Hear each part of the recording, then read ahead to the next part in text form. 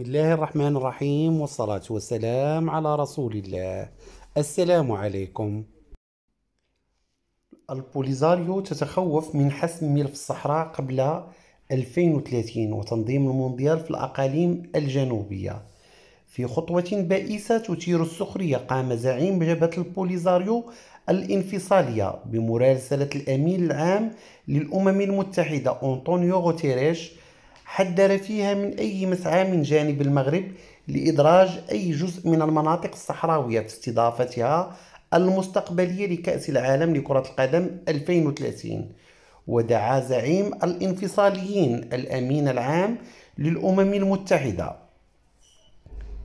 أنطونيو غوتيريش إلى اتخاذ جميع التدابير اللازمة بما يتماشى مع السلطة التي يخوله إياها ميثاق الأمم المتحدة وقرارات الأمم المتحدة ذات الصلة للحفاظ على الوضع الدولي للصحراء الغربية ريثما يتم إنهاء الاستعمار في الإقليم.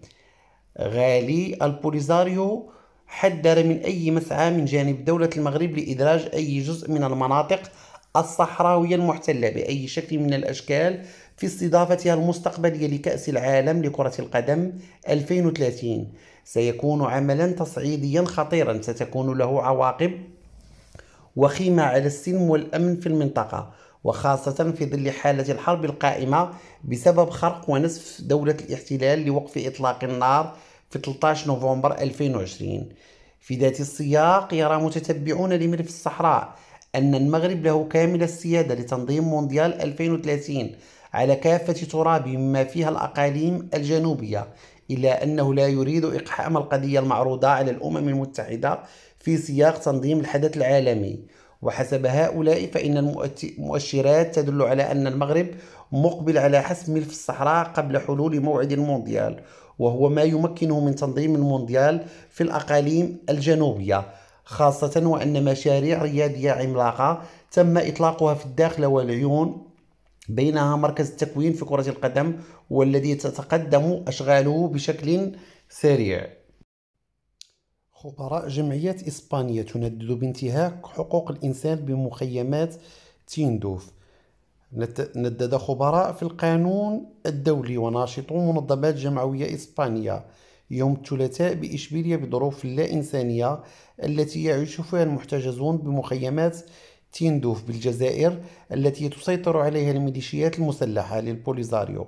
وأشار نشطاء حقوق الإنسان خلال ندوة نظمتها جمعية الحياة للتعاون الدولي بجامعة بابلو أولافيد العريقة تحت شعار الحقوق والحريات إلى الفظائع التي ترتكبها هذه المجموعة الانفصالية برعاية الجزائر، ودعوا المجتمع الدولي إلى فتح تحقيق في الوضع المؤسف في هذه المخيمات. ولاحظ مانويل نافارو المحامي المختص في القانون الدولي والمدافع عن حقوق الإنسان أن مخيمات تيندوف تثير انشغالات جدية في مجال حقوق الإنسان بسبب الانتهاكات التي أبلغت عنها مختلف المنظمات الدولية، موضحا أن حالات القمع السياسي والتضييق على حرية التعبير تم توثيقها في هذه المنطقة التي ينعدم فيها القانون. وأوضح أنه تم أيضا الإبلاغ عن حالات تعذيب وسوء معاملة المعتقلين من قبل ميليشيات البوليزاريو، مبرزا أن هذه الممارسات التي تنتهك مبادئ حقوق الإنسان الأساسية قوبلت بإدانة من قبل المجتمع الدولي. وقال نافارو إنه من المهم الإشارة إلى أن انتهاكات حقوق الإنسان هذه لا تهم سكان مخيمات تيندوف فحسب، بل تطال أيضا النشطاء الدوليين والصحفيين الذين يحاولون الإبلاغ عن الوضع في هذه المنطقة، مشددا على أنه حان الوقت لكي يدفع المسؤولون عن هذه الانتهاكات ثمن جرائمهم. ومن جهته أدان الرئيس المدير العام للمركز الدولي للبحث في مجال منع تجنيد الأطفال عبد القادر الفيلالي كافة أشكال استغلال الأطفال وإشراكهم في النزاعات المسلحة، ونبه إلى أن الأطفال المجندين لدى ميليشيات البوليزاريو يمثلون مشاريع لعناصر متطرفة تهدد أمن واستقرار المنطقة برمتها، محذرا من استغلال الأطفال في مخيمات تيندوف جنوب الجزائر. وفي هذا السياق دعا الفيلالي وهو أيضا أستاذ بجامعة أوتاوا المنظمات الدولية الناشطة في الدفاع عن حقوق الطفل إلى التحرك العاجل لمكافحة هذه الظاهرة، ورغبت إن إنماكولدا أوكانا رئيسة جمعية الحياة للتعاون الدولي، وهي منظمة إسبانية غير حكومية مقرها إشبيلية تنشط في الدفاع عن حقوق الإنسان عن أسفها الانتهاكات المرتكبة في مخيمات تيندوف، والتي تظل دون عقاب حتى الآن على الرغم من النداءات المستمرة من جانب المنظمات الدولية. وتابعت إنماكولدا أنه بينما يعيش سكان الأقاليم الجنوبية للمغرب بكرامة في مناخ السلام والرفاهية، فإن المحتجزين في مخيمات تيندوف يعانون من انتهاكات لا حصر لها. وفي هذا الصدد ركزت على التنمية التي تعيشها الأقاليم الجنوبية، مبرزة الدينامية التي انطلقت خلال السنوات الأخيرة لجعل مدينتي العيون والداخلة قطبين للاستثمار والتنمية. وخلصت الناشطة أمام جمهور من الأكاديميين والباحثين إلى أن المشاريع واسعة النطاق التي أطلقتها الحكومة المغربية، والتي تشمل جميع القطاعات، تضمن حياة كريمة للساكنة المحلية التي تشارك أيضا في تسيير شؤونها بشكل فعال. أخرى، جددت الطوغو أمام اللجنة الرابعة للجمعية العامة للأمم المتحدة تأكيد دعمها لمبادرة المغربية للحكم الذاتي الحل القائم على التوافق للنزاع الإقليمي حول الصحراء.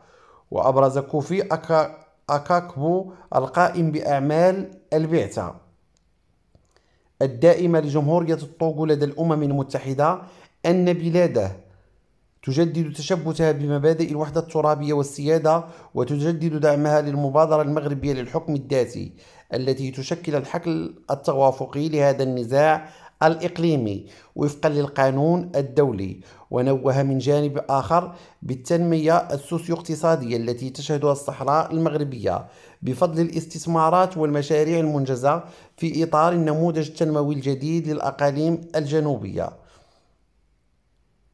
وأوضح أن هذا النموذج التنموي الذي تم إطلاقه سنة 2015 ساهم بشكل كبير في تمكين الساكنة المحلية وتحسين مؤشرات التنمية البشرية في الصحراء المغربية. وأشار الدبلوماسي إلى أن بلاده تشيد بفتح ما يقرب عن 30 قنصلية عامتين في مدينة العيون والداخلة لدول عربية وإفريقية، ومن بينها الطوغو وأمريكية وأسيوية ومنظمات إقليمية.